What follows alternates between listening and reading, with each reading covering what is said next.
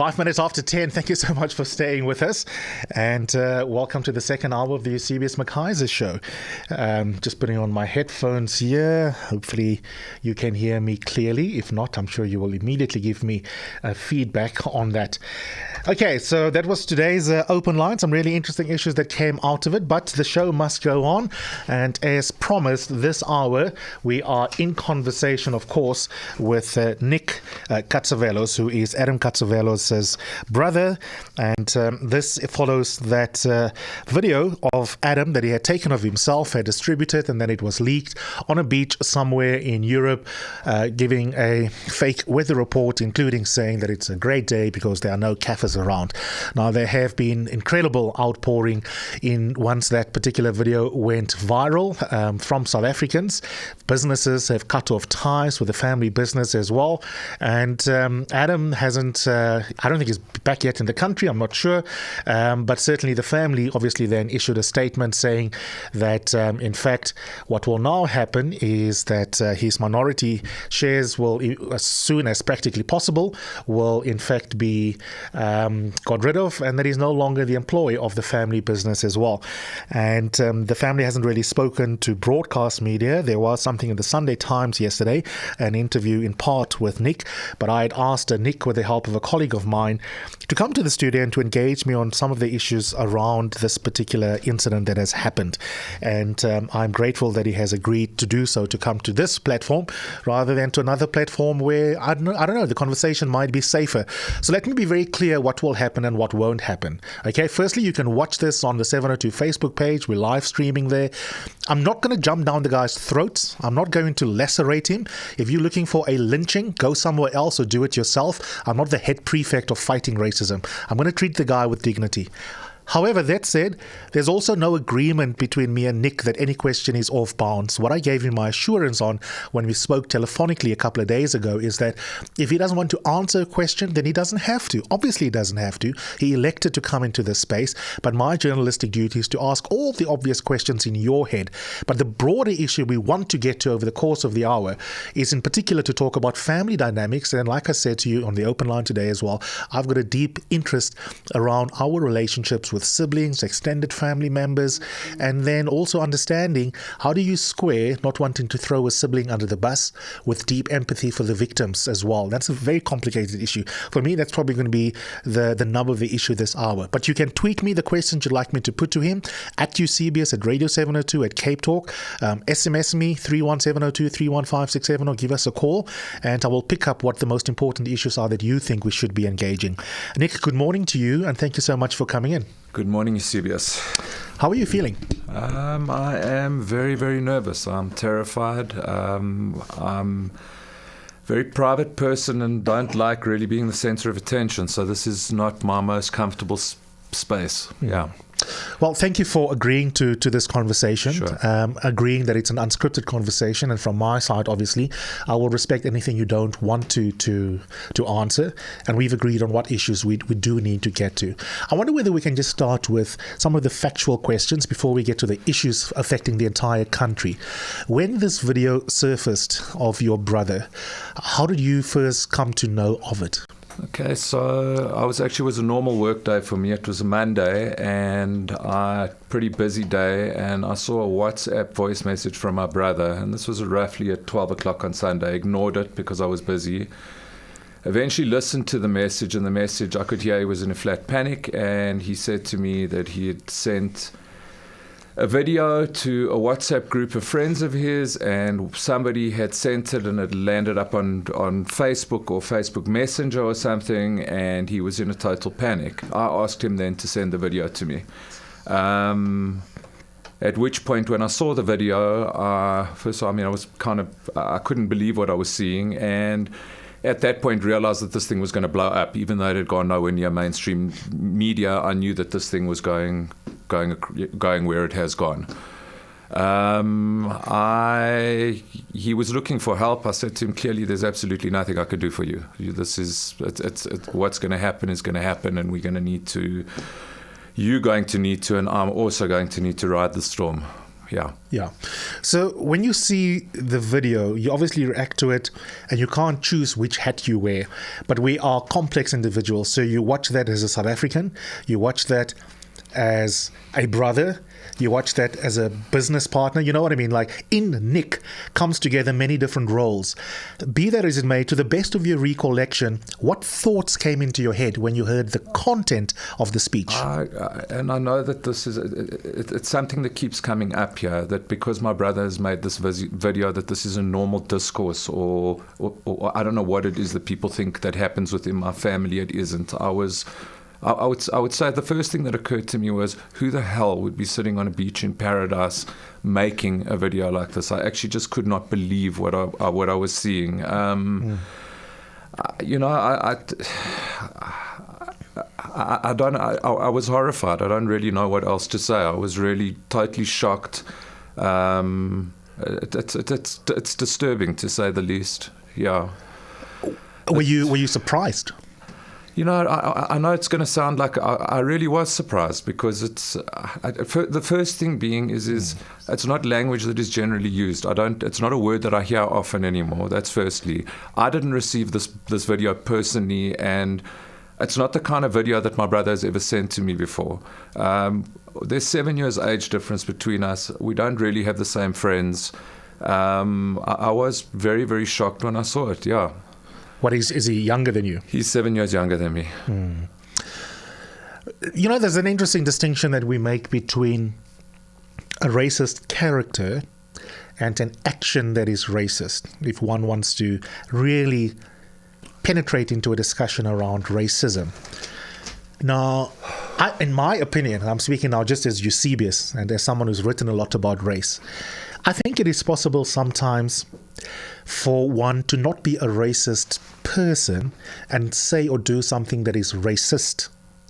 And then I think sometimes there are things that we say or do that are so egregious that we cannot be given the benefit of the doubt whether we had an off moment.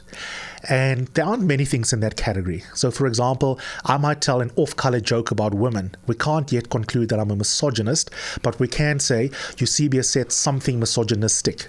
Okay. But there are certain exceptions. In the American context, it's the word nigger. Correct. In the South African context, it is the word kafir. Yeah. Is your brother a racist? I think, you know, the video is... what could I say about the video other than to say the video, it's obvious what's been said in the video. I think you raised something really interesting, and that is that my brother is certainly not a white supremacist. My brother certainly doesn't sit and speak around race on a regular basis. To be quite honest, he's not that interested politically. I think he's a multifaceted person. I think he doesn't come from a family of hardcore racists. I think that, you know, and I'm just speaking for myself here because I'd like to go there more than probably, and I'm happy to speak about my brother. I was born in 1971. I never went to school with black people. I served in the South African Defence Force. There are certain prejudices that are ingrained in me that I've attempted very, very, very hard to work on in my life.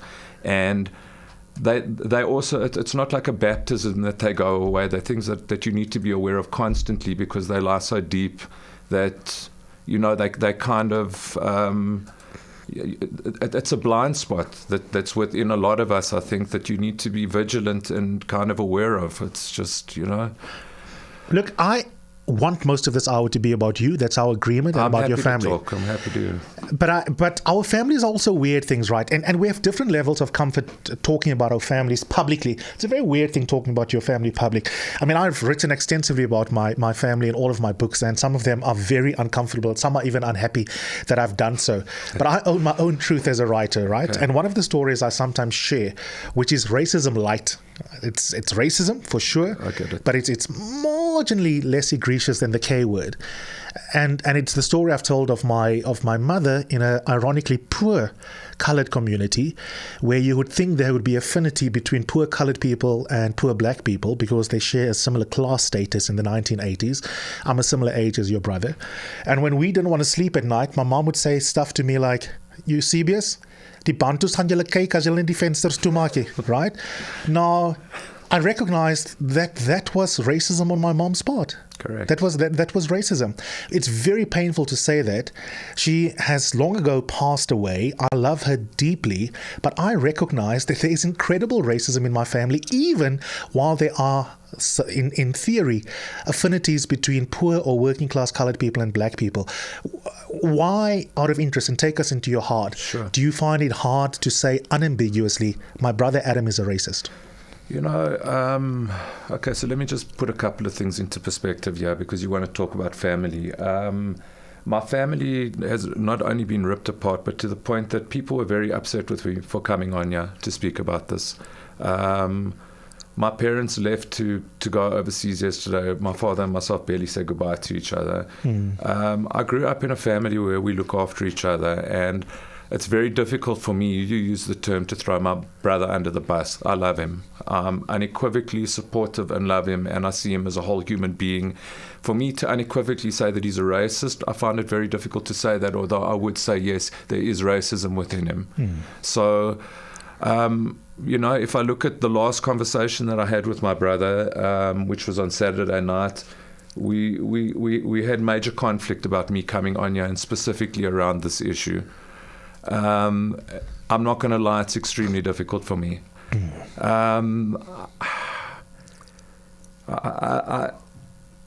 I'm going to attempt to do my best to be as honest as possible here and share whatever I can. And if I need to be guided towards the truth, well, give me a shove. Sure.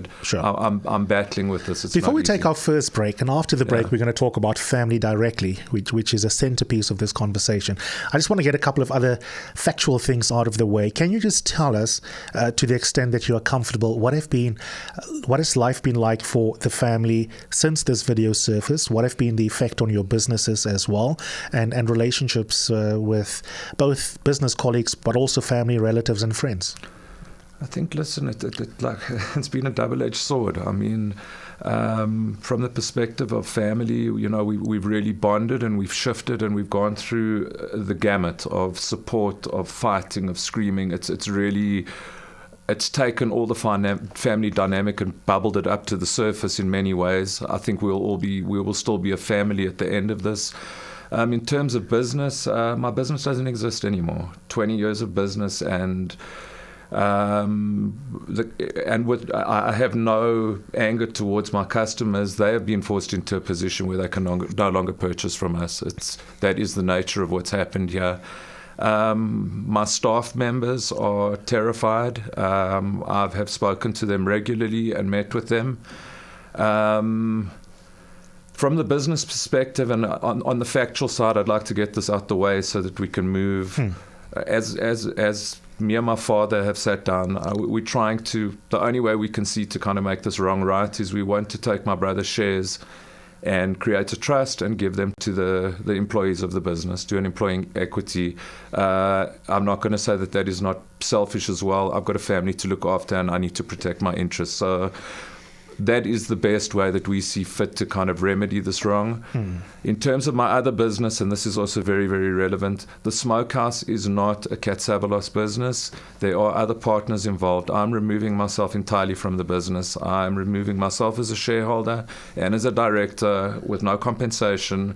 I don't feel that there in excess of 30 people who work in that business who are exceptional human beings. And my partners, quite frankly, have nothing to do with this. So I'm okay with that decision, and that's that on the business side. Factually, that's where things stand at the moment. 19 minutes after 10, I'm in conversation with Nic Catzavelos. Am I saying your surname right, by the way? You can. Sometimes it's Catzavelos, sometimes it's Catzavelos. Brother of Adam. And one of the questions that have popped up the most on my social media pages is, can you ask Nic, what do they talk about over dinner? How can he be as surprised as we are? So we're going to talk about family dynamics. What were Christmas lunches like? Was this a first time that you'd encounter something like this? But also, how was this guy raised, right? Because you don't come from nowhere. You come from a family, a community, a schooling environment, and all of these things go into the making of who you are as an adult.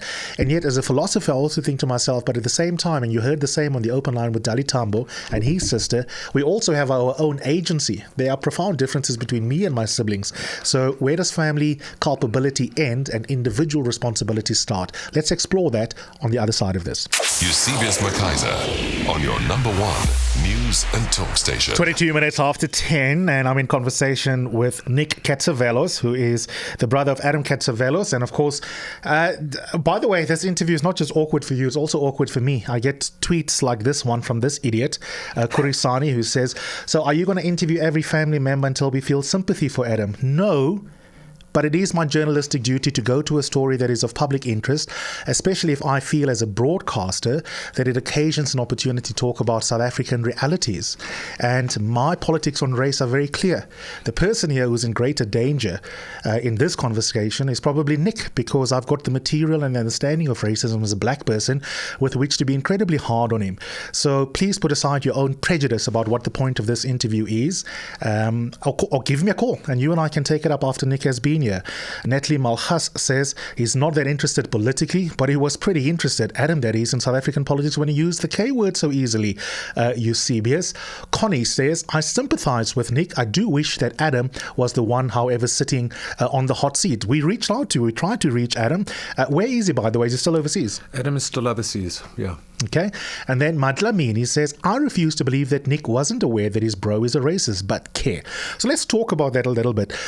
The public goes, if you are a close-knit family, right, and if you love your brother, and that's the kind of language you've been using, and presumably you have a lot of social contact. And so it is extremely hard for the public, Nic, to take seriously the idea that you could have been as surprised by the use of the K word as the rest of the country. What were Christmases like? What was he like as a teenager? No one just pops up at the age of 38, 39 using the K word. You're quite right. So let's go back then. What was he like as a teenager? I actually wasn't here for his teenage years. That's the truth. I lived in America for 7 years. We didn't spend that time together. I think family lunches, I think they were pretty normal by any standard. We didn't sit around using language like this. I will tell you the last time I heard this language out of his mouth. Actually, let's talk about the family. Let's talk about the lunches. I think... my father's of Greek descent, my mother's not. Two quite divergent cultures. I grew up in an area that was considered it was Helen Suzmanville of South Africa. I grew up in Norwood, which by whatever standards in those days was supposedly liberal white South Africa. And these things are all relative looking back, because in truth, was it liberal? No, it wasn't liberal. We were living in an apartheid state. I can say unequivocally that we never sat around a Christmas table with this kind of language being used by either of my parents. Have I heard my brother use this language before? Yes. The last time I heard my brother use this language, and this is the truth, he went for a hike 4 months ago in the Drakensberg with two of his mates, and it was a 5-day hike. And they were attacked on top of the mountain, and boulders, he said to me, boulders the size of my head were thrown at his tent while he was sleeping. And he came down from that hike, and the first time I saw him, and he did use this language, and he was furious, and he said to me, I've had enough of this country, I don't want to live like this anymore, you cannot even go for a walk in the mountains. And he used the K word. And he used that word specifically, yes. Okay, so... I know that probably sounds like a defense to try and deflect attention away, but this is actually the truth. That is the last time I heard it, and that's when it happened. Because I thought to myself, If I am aware that I do not have a receptive audience, I wouldn't use the word moffy, for example, unless there's a familiarity between me and the people that I'm about to send my speech to on the WhatsApp group. And you say you weren't part of the recipient. I think that's a good thing, because in my mind, and I'm just thinking about this intuitively and practically, if I'm prepared to use certain kind of language, and I know secretly that there will be social disapproval, there may be economic consequences for me, there may be legal criminal consequences, then I will self-censor or I will keep the video private. But if I'm going to disseminate it, even in a small circle of friends, for example, I'm going to do so based on a certain kind of rapport between myself and the recipients. So who is it that your brother published this video to? Because my intuitions as a South African, not just as a black South African, but as a South African full stop, is that I'm only going to send that kind of footage to a receptive audience. Absolutely. 100% absolutely. I don't share common friendships with my brother, so I can't. Of the group that he sent it to, I actually have met one of the people. The other three I don't know, have never ever met them. He went away on a weekend away with people to a game farm. These were the 4 guys that he went away with. I only know the one guy. I kind of heard a spin at one point that I don't remember, one of the media personalities that said, one of the people must have been so offended by this video that's why it was released. And I tend to disagree completely. I think that this video was sent to people who were kind of like-minded, who thought it was funny. One of them sent it on to another person who probably they would have also thought it was funny. And eventually it hit somebody who went, this is absolutely disgusting. And that's kind of my take on it. So I think what you're saying is absolutely correct. So then, who are these people that are his buddies that the family are unaware of? You know what I mean? I think that, because what it sounds, here's the worst case scenario of what you are saying in terms of how it might sound to an unsympathetic ear. Yeah. It sounds as if my brother Adam has got a very secret life. Within that secret life, he is a racist. And inside the family circles, for the first time 4 months ago with this hike that went awry, there was a glimpse of what also has now come out in the video. But for the most part, actually, we obviously didn't realize the WhatsApp groups and therefore by implication the social relations that he has that may have been networks of toxicity. You're asking me something and I'm telling you the truth. I don't really know I'm not friendly with his friends. That particular group, I know one person. If you want me to say my brother is a racist, he's a racist based on what he's done. I cannot deny that.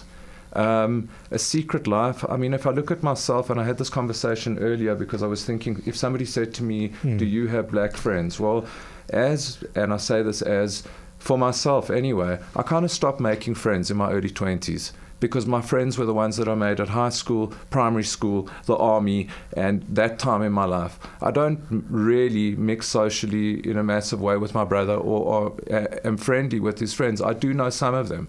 And I think the broader question is, and this is probably where it's leading to, I don't think that this is an uncommon thing in society. I don't think that this is something that doesn't exist. So, yeah, I guess. Okay, yeah, some of the tweets coming through, lots of people feeling extremely, extremely strongly, both sympathetic about what you are saying, some people changing their mind, other people not agreeing with everything, and that's the hurly-burly of these things. Nandi says, racism is such a horrible thing, it can destroy families as well. Tina says, think this may do more harm than good. I don't believe what Nick is saying. And Adam says, Mateo must just the people in his WhatsApp group because clearly they betrayed the brotherhood. And someone else says, why is Nick even in this conversation? It should be his brother that should be in the hot seat. Why did you agree to come on this? Obviously there was a lot of debate both with yourself and also with your family members. In the end, why did you feel okay to come onto this platform? Okay, I think that first of all, if the whole representation of my family is this 30-second disgusting video, and that's I also am a person, and I also have a history, and I also have a name, and I also have a family name. So do my parents, so does my brother's wife and kids, and I need to come out and put some kind of humanity to this, and I don't expect to please everybody with what I'm saying. It's deeply. I didn't do anything. A lot of people around me who've been affected by this didn't do anything, and quite frankly, there are only 5 people in the country with my surname. I'm going to be the equivalent of.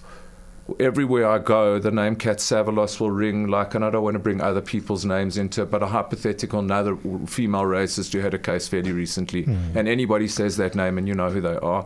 I think it's important also that I come out and say we are actually decent people with all the complexities and difficulties of the history of this country, white privilege, colonial, or I can give the buzzwords, and but the truth is it's a complex mess, and I think the story even is a reflection of this exact mess. So, okay. Eusebius McKaiser on 702 and Cape Talk. Nic Catzavelos is speaking to me, brother of Adam Catzavelos. Adam is not in the country, and Nic obviously is implicated in this insofar as the family itself have felt the wrath on social media, the ethical judgments made of the entire family, not just of his brother, and then obviously also there have been some consequences in terms of business. A couple of people would like to engage you, but there's a question here on Twitter, which is one I had in mind, but I didn't want to interrupt you earlier. Muachi asks the following, and I had the same in mind. So what did Nic say or do when Adam used the K word after the Drakensberg incident? Nic may not have been the recipient of the latest video, but what about 4 months ago? Can he tell us how he responded when he heard his brother use that word after his Drakensberg incident? How did I respond? I guess I was kind of complicit in a sense. I said to him, you need to calm down. I advised that he go and get, counseling for this, and, kind of deal with it. He was so enraged at the point, there wasn't really much conversation happening. It was more of a monologue, Kind of sent him home and just told him to stay away for a while. Did you say to him, Adam, that's racist, dude? You see, I can't remember, and I'm gonna be very honest with you. I probably didn't. I don't actually remember the exact course of events that happened there. I probably did not say to him, bro, that's racist. I just said to him, listen, get a hold of yourself. You need to probably go and speak to somebody and see somebody and just leave for a while. You need to get away.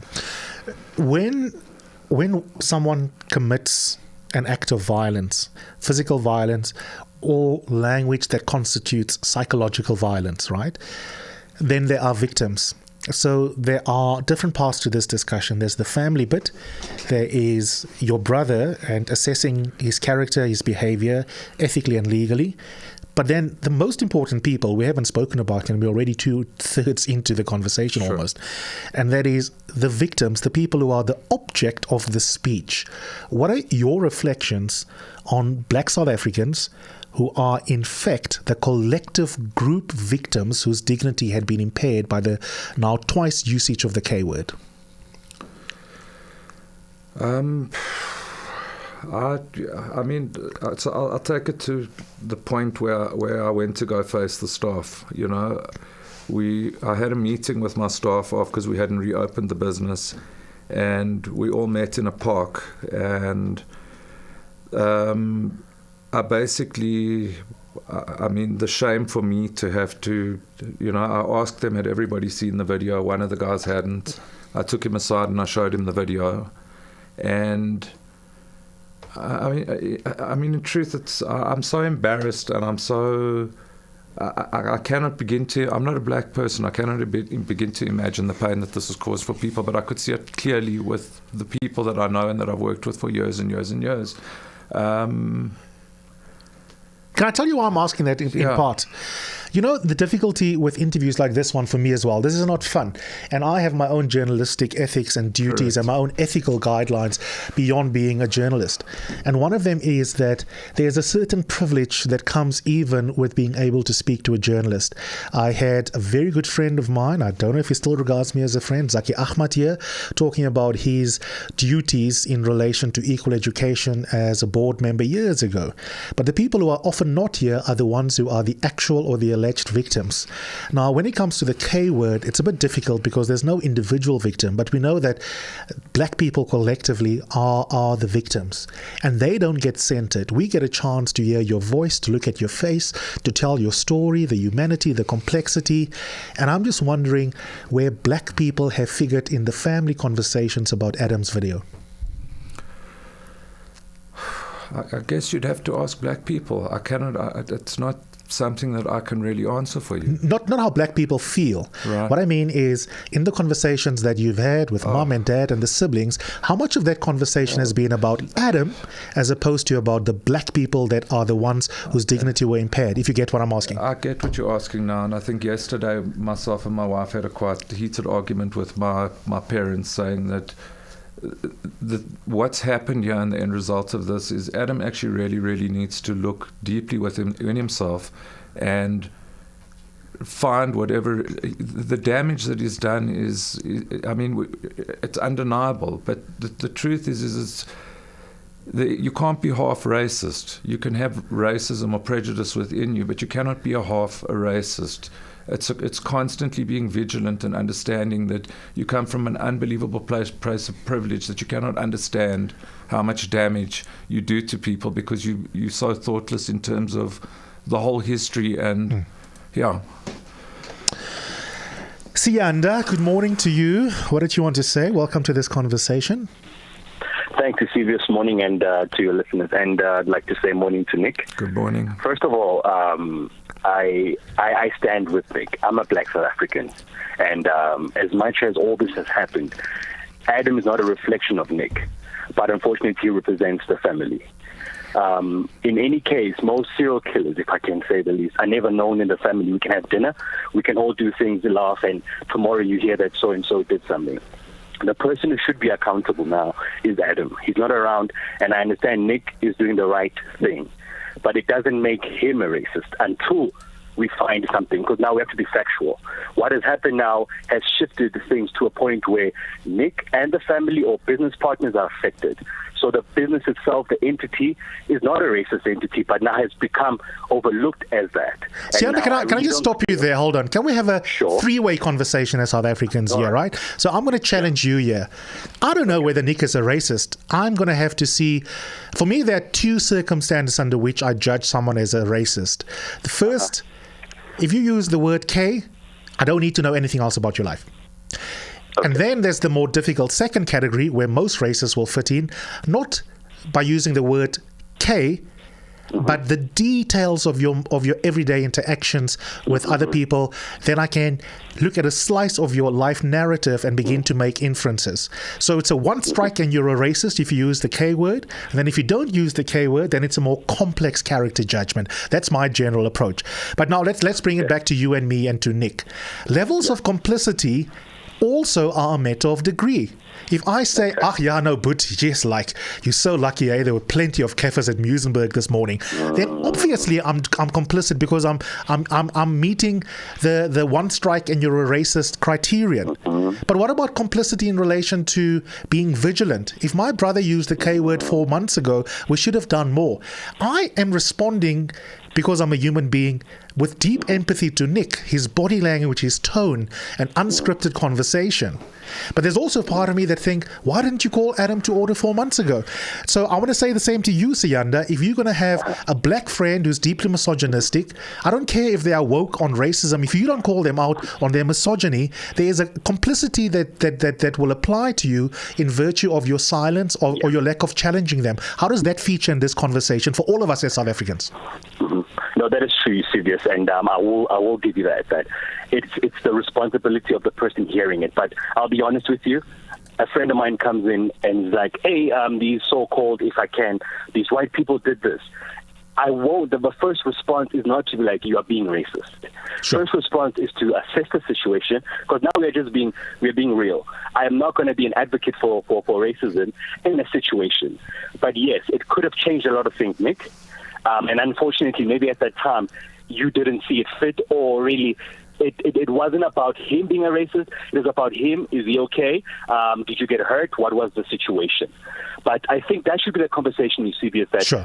when are we accountable? I hear you. Yes. I hear you. And maybe here I want to put aside, because I have the freedom, my bosses give it to me, of not speaking to you as a talk show host. Okay. I want to speak to you as a fellow South African. Okay. I think what you should do, and I know it's a big burden, is if that Drakensberg incident had to play out again, and if it does play out again in your friendship circles or even with strangers, I think you need to call the dude out, dude. I really think you do. I think both of us have that burden.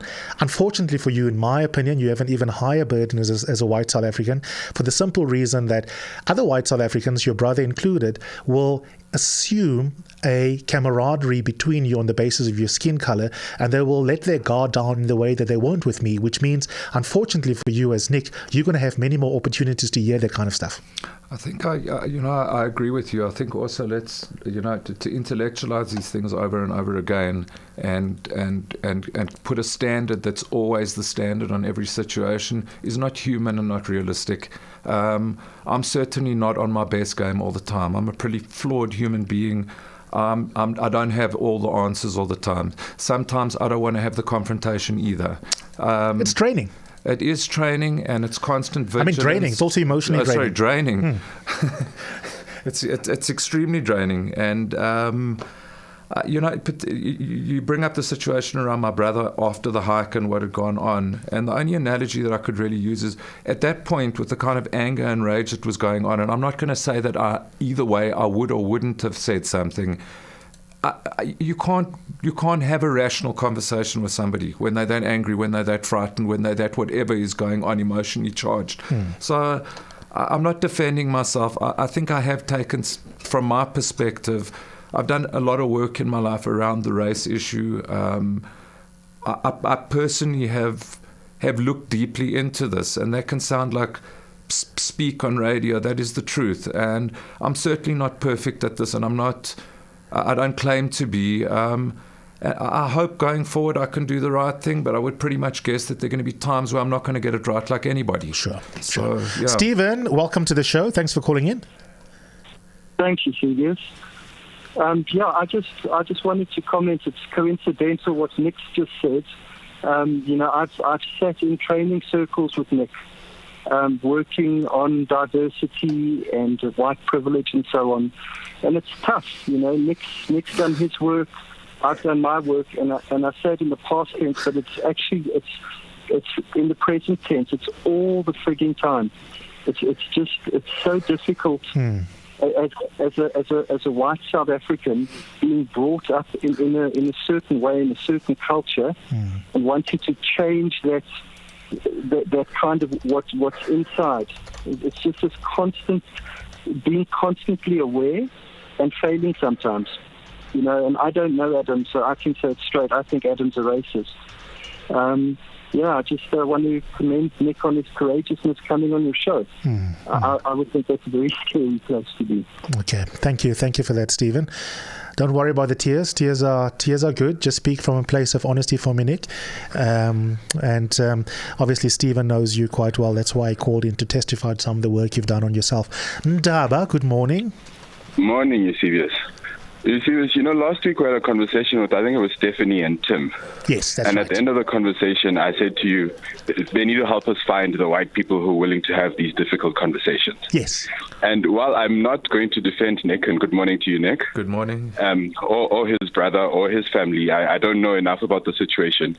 I do appreciate his braveness and the candor with which he's talking to us now. Yeah. And I'd be really interested if Nick was willing to have a conversation with him offline. Yeah. About this whole matter. Yeah. I don't know what space he's in currently, but I will give him that option after the show. I'll put him together. Ndaba is one of our regulars. Solid gold. I appreciate that, Ndaba. And the timing will be up to him. What other thoughts do you have, quickly? the parting shot. So I think, and I understand why Nic is reluctant to say his brother is a racist. We had a conversation not so long ago with a professor of education, and she made a point that, like, we're not supposed to say our children are smart. When they do something good, you're supposed to say you did a smart thing, not you're a smart child.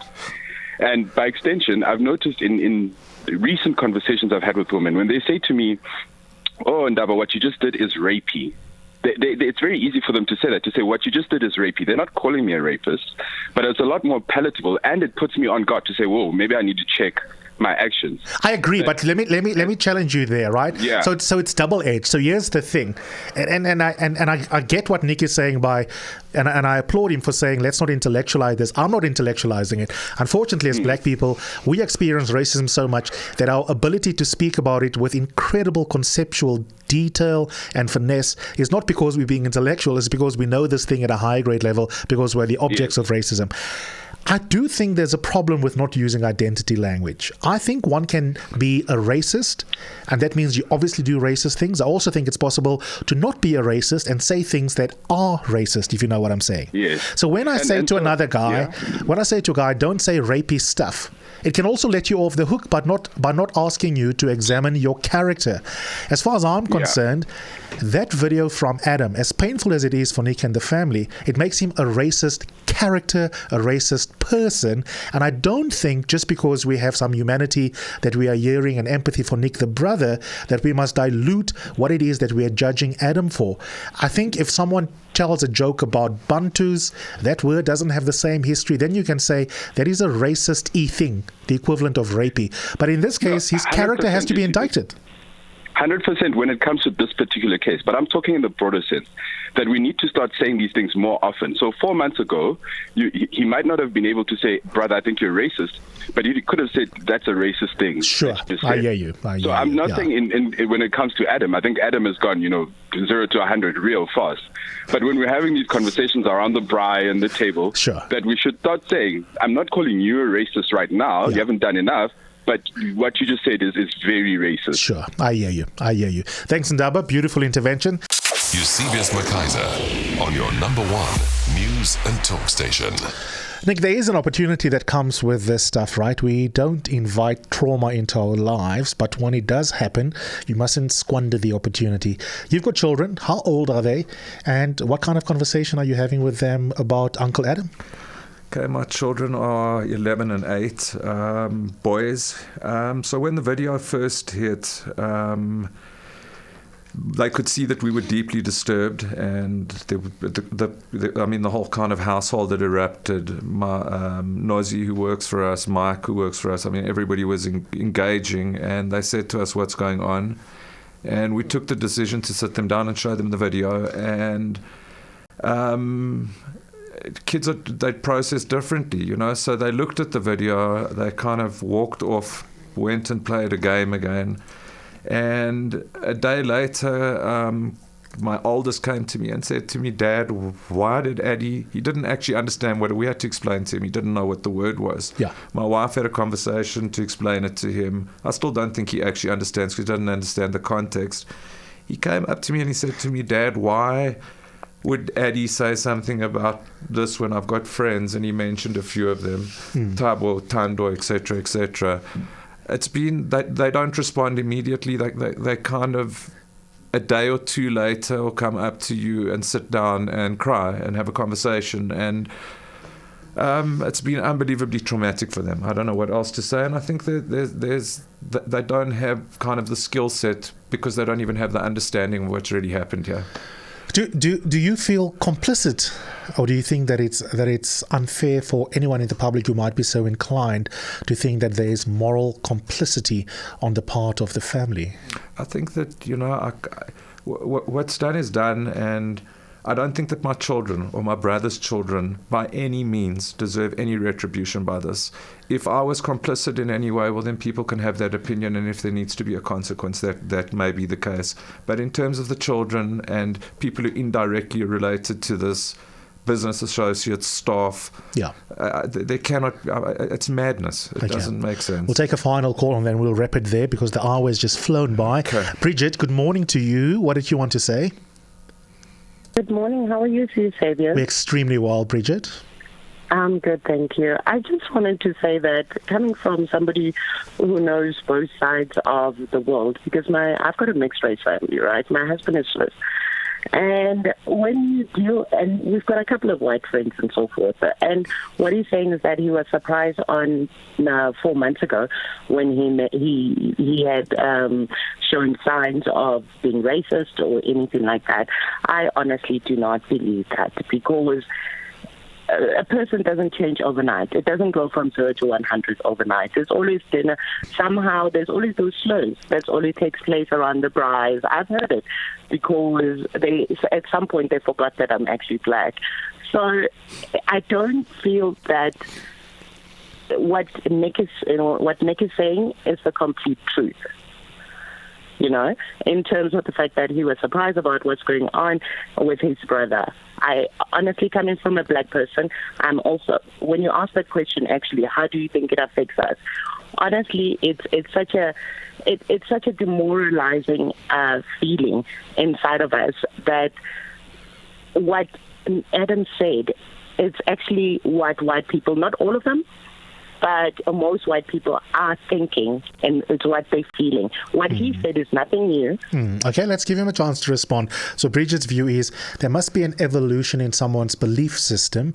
They don't just out of the blue exhibit a particular belief, whether it be a racist or misogynistic belief, and that makes it hard for her to believe that this guy, Adam, exhibited his racism for the first time 4 months ago. I'm sorry, I didn't realize I'd given the impression that this didn't exist. When I said this, I said the video shocked the hell out of me. That is a different conversation. I'm not saying that this conversation hasn't existed. I'm not saying that behaviors haven't been shown. I openly attest to that. That's not what I've tried to portray here at all. The questions have been asked directly around the video. The video was a total shock to my system, and I'm not going to change that to make anybody happy. We live in a country where this racial tension and this racial, our history is bubbling all the time, and people are making the wrong choices and dealing with things the wrong way all the time. And from my perspective, because I haven't actually been given the opportunity to give my perspective from how I kind of see it, is there is no level of honesty in conversation from my perspective. Nobody's actually approaching this thing honestly. Nobody's ever saying, yes, I am a racist. Nobody's saying, yes, I let these conversations pass when they happen around me, and they happen all the bloody time. I can't speak from the black perspective because I'm not black, so I'll speak from the white perspective. And even in that, I'm not going to get into that whole conversation, but it's a complex place, and until people start actually telling the truth, there isn't. I don't know. I didn't feel like I wasn't telling the truth. The truth is, yes, I've heard racial slurs often. We only have 1 minute left. I wanted to ask you this as my final question. I think what happens in our country is that when an incident happens like Penny Sparrow, Schadenfreude kicks in. If I'm the first one to pelt her with stones, including as a white liberal, then hopefully it means I don't have to self-examine because I'm exhibiting the fact that I'm a best white. The truth of the matter is that all of us routinely don't meet the requisite standards of moral decency in terms of speaking out on behalf of victims. Correct. What do you want to say to the country in terms of what this video involving your brother enables us to potentially do in terms of not squandering a horrible incident, a racist horrible incident? But what are your wishes? My wishes for this are that and I, once again, I'll speak from the white perspective, is that white people really, really take a good look at your privilege, take a good look at where you come from, and stop saying things like, we have policies in place now, we being discriminated against, etc., etc. I had to look very deeply into myself around this, and I have done a tremendous amount of work around this particular issue. And through this process, I've seen the threads of my prejudice still there, my complicity in not saying things. We need to take responsibility for our past, for the present. I think conversation needs to start, and it needs to be honest. I think that people need to stop defending and saying that labeling themselves words like I'm not a racist, I'm a liberal. Be honest with yourself and go into your own family and go into your own life, because inside all of us there's a past that we carry that we cannot hide from. Thanks for coming into the studio. I really appreciate it. You're welcome. And thank you to your wife for being the wonderful chaperone there as well. Thanks for coming in. Thank you.